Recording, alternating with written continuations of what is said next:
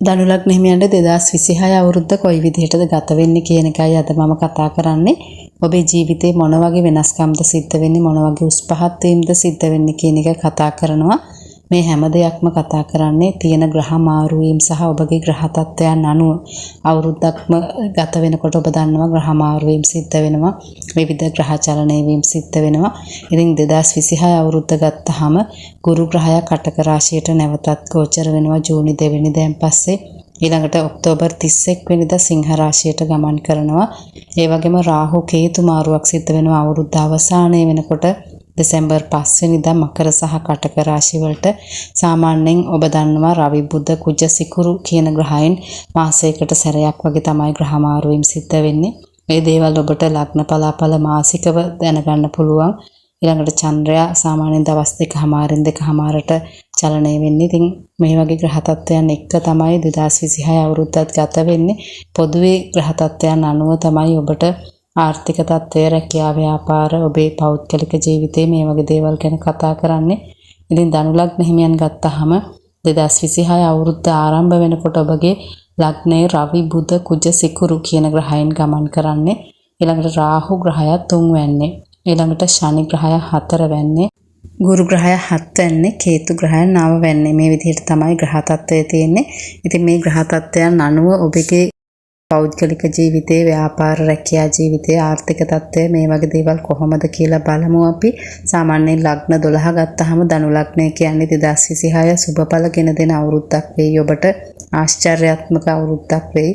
මොකද පොදු ග්‍රහ තත්ත්වයන් අනුව ඔබට හොඳ පසුබිමක් තියෙන්නේ ඔබේ ජීවිතේ හැම දෙයක් සම්බන්ධවම. අපි බලමු කොහොමද ඔබගේ ආර්ථික තත්ත්වය කියලා මුලින්ම. 2026 අවුරුද්ද පුරාම ඔබට හොඳ පසුබිමක් තියෙන ආර්ථිකය සම්බන්ධව මුදල් ලැබීම් වගේම ඉතුරු කිරීම වර්ධනය කරගන්නත් පුළුවන් වෙයි. අලුත් ආදායම් මාර්ග විවෘත වෙන අවුරුද්දක් 2026 කියන්නේ. හැබැයි ඔබ පරිස්සම් වෙන්න ඕනි මුදල් ණයට දීමෙන්, පොලියට දීමෙන්, එහෙම නැත්නම් ණයට ගැනීම වලින් විශාල වශයෙන් මේ වගේ දේවල් වලින් ටිකක් පරිස්සම් වෙන්න ඕනි. මේ පොදු ග්‍රහ තත්ත්වය මේ වගේ වුණාට සමහර විට ඔබගේ උත්පත්ති කේන්ද්‍රයේ යම් ගැටලු තත්ත්වයන් තියෙනවා නම් මුදල් ලැබීම් සහ වියදම් වීම පිළිබඳව සැලකිලිමත් වෙන්න ඕනි. නමුත් පොදු ග්‍රහ තත්ත්වය අනුව ඔබට හොඳ පසුබිමක් තියෙනවා මුදල් ලැබීම් වගේම ඉතුරු වර්ධනය කර ගැනීම පිළිබඳව. ඉතින් ඔබ උත්සාහවන්ත වෙන්න අලුතෙන් මුදල් ලිපීම් මාර්ග සකස් කරගන්න ඔබට පුළුවන්. මේ වෙනකොට ඔබ රැකියාවක හෝ ව්‍යාපාරයක නිරත වෙන කෙනෙක් වෙන්න පුළුවන්. ඉතින් ඒ අයට පුළුවන් අලුතෙන් තවත් රැකියාවක් හෝ ව්‍යාපාරයක් කරන්න. සුළුවට හරි සමහර විට තමන්ගේ ගෙදර ඉඳලා ස්වයං රැකියාවක් කරන්න, ඔන්ලයින් මාර්ගයෙන් මොන හරි ව්‍යාපාරයක් කරන්න, අවුල් ව්‍යාපාරයකට සම්බන්ධ වෙන්න, එහෙම නැත්නම් වෙනත් විදේශ වෙළඳාම් සම්බන්ධ කටයුත්තක් වෙන්න පුළුවන්. ආනයන අපනයන කටයුත්තක්, මේ වගේ දේවල් සාර්ථක වෙන අවුරුද්දක් 2026 කියන්නේ. ඔබ උත්සාහ කරොත් අනිවාර්යයෙන්ම එවැනි කටයුත්තකින් ඔබට ලාභ ලබා ගන්න හැකියාව තියෙනවා. සාමාන්‍යයෙන් ධනු ලග්න හිමියන් කියන්නේ ගොඩක් දුරට ආගම දහමට ලැබී න්‍යායාත්මකව කටයුතු කරන කෙනෙක්. ඉතින් සමහර විට ඔබට හිතෙන්න පුළුවන් මේ වගේ දේවල් සාර්ථක වෙයිද දන්නේ නැහැ කියලා. නමුත් ඔබ අත්හදා බලන්න එවැනි ව්‍යාපාරික කටයුතු 2026 අවුරුද්දේ දේවල් සාර්ථක වෙයි. ඔබ ටිකක් සුළුවෙන් හරි ආරම්භ කරන්න. අනිවාර්යෙන්ම ඒවා අවුරුද්ද අවසානයේ මැද භාගයේ වෙනකොට සාර්ථකත්වයට පත් වෙයි. සමහර විට ඔබ පහුගිය කාල සීමාවන් තුළ එවැනි කටයුතු පටන් අරගෙන අත්හැරලා දාලා තිබුණා නම් අසාර්ථක වෙලා මේ 2026 අවුරුද්දේ ආරම්භ කරොත් ඒක සාර්ථක කරගන්න පුළුවන් වෙයි. රැකියාව සම්බන්ධවත් ඒ වගේ ඔබ අලුතෙන් රැකියාවකට යන්න බලාපොරොත්තු වෙමින් ඉන්නවා නම් ඒ අයට අලුත් රැකියා, හොඳ රැකියාව ලැබෙන අවුරුද්දක් මේ 2026 කියන්නේ. ඔබ උත්සාහ කරලා බලන්න ව්‍යාපාර ආරම්භ කිරීමත් ඒ වගේ. ඒ වගේම ඔබ මේ වෙනකොට කරන රැකියා ව්‍යාපාර කටයුතු සාර්ථක වන අවුරුද්දක්. සමහර විට ඔබට යම් උස් පහත් වීම් තිබුණා නම් පහුගිය කාල සීමාවේ ස්ථාන මාරු ආදී තිබුණා නම් මේ 2026 අවුරුද්ද තුල ඒ තමන්ගේ ආයතනයේ පහසුවෙන් වැඩ කටයුතු කරන්න හැකියාව ලැබෙයි. ඔබට තියෙන වැඩ කොටස් සාර්ථකව නිම කරන්න පුළුවන් වෙනවා. ඒ වගේම උසස් වීම් ආදීටත් වාසනාව තියෙනවා. විදේශගතව රැකියාවක් කරන්න බලාපොරොත්තු වෙමින් ඉන්නවා නම් ඒ අයගෙත් සිහින සැබෑ වෙන අවුරුද්දක් 2026 කියන්නේ. හොඳ උසස් රටවලට උසස් රැකියාව සඳහා යන්න පුළුවන් වෙයි ඔබ උත්සාහ කරන්න. පෞද්ගලික කාලේ ඒ වගේ උත්සාහ කරලා සාර්ථක වුණා නම් මේ 2026 අවුරුද්දේදී ඒවා සාර්ථක වෙයි. ඊළඟට නිවාස දේපල ඉඩකඩම් ආදිය සම්බන්ධව කතා කරනකොට ශනි ඔබගේ 4 වෙනි ගමන් කරන්නේ මේ අවුරුද්ද පුරාම 4 වෙනි අධිපති ගුරු ග්‍රහය 7 වෙනි සහ 8 වෙනි ගමන් කරන්නේ. ඉතින් 2026 අවුරුද්ද කියන්නේ ඔබට අලුතෙන් දේපලක් අත්පත් කරගන්න හොඳ අවුරුද්දක්. ඔබ උත්සාහ කරන්න ඔබට ඒ සඳහා අවශ්‍ය මිල මුදල් ආදිය ලැබෙයි. ඔබ සමහර විට දේපලක් විකුණ ගන්න බලාපොරොත්තු වෙමින් ඉන්නවා නම් ඒ අයටත් පහසුවෙන් ඒවා විකුණ ගන්න පුළුවන් වෙයි ලාභ ඇතුව. ඒ වගේම අලුත් වැඩියා කිරීම විශේෂයෙන්ම ඔබ නිවසක් තනනවා නම් ඔබට ඒ නිවසේ වැඩ කටයුතු ඉවර කරගන්න පුළුවන් වෙයි මේ අවුරුද්දේ. ඒ සඳහා අවශ්‍ය වටපිටාවක් සකස් කරනවා මුදල් වගේම ඔබගේ පවුලේ අයගෙන් සහයෝගය ලැබෙනවා. මේ අවුරුද්ද ආරම්භ වෙනකොටම ඔබ පටන් ගත්තොත් දේපලක් මිලදී ගන්න අනිවාර්යෙන්ම ඔබේ මුදල් අනවශ්‍ය ලෙස වියදම් වෙන්නේ නැතුව ඒ දේපල අත්පත් කර ගැනීම වෙනුවෙන් පුළුවන් වෙයි වියදම් කරගන්න. ඒක ඔබට අවුරුද්ද අවසානයේ වෙනකොට යම්කිසි ඉතිරි කිරීමක් වෙනවා. ඒ නිසා අනිවාර්යෙන්ම උත්සාහ කරන්න මේ අවුරුද්ද ආරම්භයේදීම එවැනි දේපල මිලදී ගැනීම වගේ දේවල් වලට. ඒ වගේම තමයි කෘෂිකාර්මික කටයුතු කරන කෙනෙක් නම් ඔබගේ ඉඩමක් තියෙනවා නම් ඔබට එවැනි කෘෂිකාර්මික කටයුත්තක් කරන්න පුළුවන්.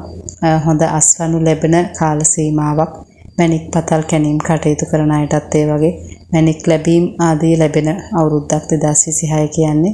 ඔබ විවාහ වෙන්න බලාපොරොත්තුවෙන් ඉන්න කෙනෙක් නම් ඔබට අවුරුද්ද පුරාම හොඳ විවාහ යෝජනා ලැබෙන කාල සීමාවක්. මොකද ගුරු 7 වෙනි ගමන් කරන්නේ මුල් මාස 5 තුල ඉන්පස්සේ 8 වෙනිට ගමන් කරනවා උච්චව. ඒ නිසා ගුරුගේ බලපෑම සහ අනෙකුත් ග්‍රහ බලපෑම් එක්ක ඔබට විවාහ වෙන්න බලාපොරොත්තුවෙන් ඉන්න අයට හොඳයි. හොඳ වටපිටාවක් තියෙනවා. දෙමව්පියන්ගේ ආශිර්වාදය ඇතුව සාර්ථක විවාහ ජීවිතවලට යොමු වෙන්න පුළුවන් වෙයි. ඒ වගේම ඔබ ගෘහ ජීවිත ගත කරන අයටත් හොඳයි. 2026 අවුරුද්ද ගෘහ ජීවිතයේ සාමකාමී සැනසිරිදායක වටපිටාවක් ඇති වෙනවා. ඒ නිසා ඔබගේ ආර්ථික තත්ත්වයත් යහපත් වෙන වාතාවරණයක් තියෙන්නේ. අවිවාහක අයට උනත් ගෙදර දොරේ දෙමව්පියන් සමග කාලය ගත කරන්න පුළුවන් වෙයි. කාර්යබහුල ජීවිතෙන් මිදිලා ටිකක් පවුලේ අය සමග දරුවන් සමග කාලය ගත කරන්න ඔබේ යුතුයකම් වගකීම් ඉටු කරන්න පුළුවන් අවුරුද්දක් 2026 කියන්නේ. සමහර විට ඔබ ප්‍රශ්න ගැටලු හින්දා නිවසින් දුර බැහැර වෙලා ඉන්නවා නම් එහෙම නැත්නම් විදේශ රටක සේවය කරන රැකියාවට පිටපළාත්වල සේවය කරන අයට පුළුවන් නැවතත් ඔබේ නිවසේ වැඩ කටයුතු වෙනුවෙන් ඔබේ යුතුයකම් වගකීම් ඉටු කරන්න ඒ පවුලේ තියෙන ගැටලු තත්ත්වයන් දුරු කරගෙන අලුතෙන් ගෘහ ජීවිතය ආරම්භ කරන්න පුළුවන් අවුරුද්දක් 2026 කියන්නේ. ඒ වගේම දරුවන්ගේ දියුණුව අධ්‍යාපන කටයුතු සාර්ථක වන අවුරුද්දක් 2026. දරුපල බලාපොරොත්තුවෙන් ඉන්න අයටත් ඉතාම යහපත් දූ දරුවන් ලැබෙන අවුරුද්දක්. අධ්‍යාපන කටයුතු කරන අයටත් සාමාන්‍යයෙන් ජයග්‍රහණ ලැබෙන අවුරුද්දක්. ඔබට වෙනදාට වැඩිය මතක ශක්තිය වර්ධනය වන අලුතෙන් පරීක්ෂණ ගවේෂණය කරන්න පුළුවන් අවුරුද්දක් 2026 කියන්නේ. සාර්ථක ජයග්‍රහණ ලැබෙයි අධ්‍යාපන කටයුතු සම්බන්ධව වෙනදාට වැඩිය උනන්දුවක් ඇති වෙන කාල සීමාවක්. ඊළඟට ඔබගේ සෞඛ්‍ය තත්ත්වය ගැන කතා කරනකොට ඔබ පරිස්සම් වෙන්න ඕනි. මේ වෙනකොට නිදන්ගත ලෙඩ රෝග අසනීප තත්ත්වයන් තියෙනවා නම් යම්කිසි රෝගයන් නිසා එක්තැන් වෙලා ඉන්නවා නම් ඒ අය නිසි වෙලාවට බේත් හෙත් අරගෙන කටයුතු කරන්න ඕනි. ඉඳ හිට යම් යම් ලෙඩ රෝග අසනීප තත්ත්වයන් මතුවෙන්න පුළුවන්. සමහර විට කාර්යබහුල වීම නිසා ශාරීරික මානසික පීඩා ඇති වෙන්න පුළුවන්. ඒ නිසා ඔබ ටිකක් භාවනානුයෝගීව පිරිත් ශ්‍රවණය කිරීම ආදියට යොමු වෙන්න පුළුවන් නම් හොඳයි. ඉතින් 2026 අවුරුද්දේ ඔබ බලාපොරොත්තුවෙන් ඉන්නවා නම් යම්කිසි සුබ වැඩ කටයුත්තක් කරන්න. ඒ සඳහා ඔබට සුබ දවස් විදිහට ඉරිදා, බදාදා, සිකුරාදා සහ සෙනසුරාදා කියන දවස් වැදගත් වෙනවා. ඊළඟට සුබ වර්ණයේ විදිහට කහ වර්ණය හොඳයි. ඊළඟට සුබ අංක විදිහට 3, 5, 6 සහ 8 කියන අංක හොඳයි. ඉතින් ඒ සුබ වැඩ කටයුතු ආරම්භ කිරීම වෙනුවෙන් ඉතින් ඒ වගේම ඔබට කියන්න ඕනි 2026 ජනවාරි 1 වෙනිදා ඔබ අලුත් අවුරුද්ද ආරම්භ කරනකොට ඔබේ ආගම කුමක් වුණත් ඔබේ ආගමික කටයුතු වලට මුල් තැන දීලා වැඩ කටයුතු කරන්න. ඔබ බෞද්ධ ආගමිකයෙක් නම් ඔබට පුළුවන් ඔබේ ළඟම පන්සලට හරි ගිහිල්ලා කිරිපිඩු පූජාවක් තබන්න. එහෙම නැත්නම් අෂ්ටපාන පූජාවක් තබන්න. එහෙම නැත්නම් ඖෂධ පූජාවක්. මේ වගේ ඕනෑම පූජාවක් කරන එක වටිනවා. බෝධි පූජාවක් හරි කමක් නැහැ කරලා ආරම්භ කරන්න. සමහර විට ඔබට ජන්මේ රාෂ්ට්‍ර කපලාදිය තියෙනවා වෙන්නත් පුළුවන්. ඉතින් කොහොමත් හොඳයි අවුරුද්ද ආරම්භ වෙනකොට මේ වගේ පූජාවක් කරන්න පුළුවන් නම්. ඉතින් ඔබට හැකිනම් අෂ්ටපාන පූජාවක් කරන්න ගොඩක්ම හොඳයි.